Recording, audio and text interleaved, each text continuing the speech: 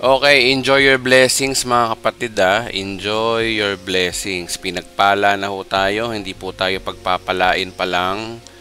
Hindi yung pinagpapala pa lang, hindi present tense, hindi future tense, past tense, okay? Past tense, pinagpala ka na.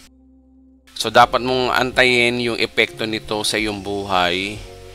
Sa mata ng Diyos, nagdeklara na ang Diyos noong 33 AD, nung pinako si Kristo.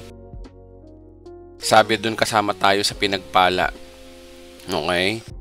Huwag natin ipagwalang bahala yung ginawa ni Kristo sa atin. May ginawa siya. Sinabi niya, sa kanyang paghihirap tayo'y kanyang pinanagana. Past tense, okay? Pinayaman na sa mata ng Diyos. Kaya ituring nyo ang inyong sarili bilang isang anak ng Diyos na pinagpala na kahit anong mangyari sa buhay nyo, nangyayari man o hindi, pinagpala ka na. Okay? Okay.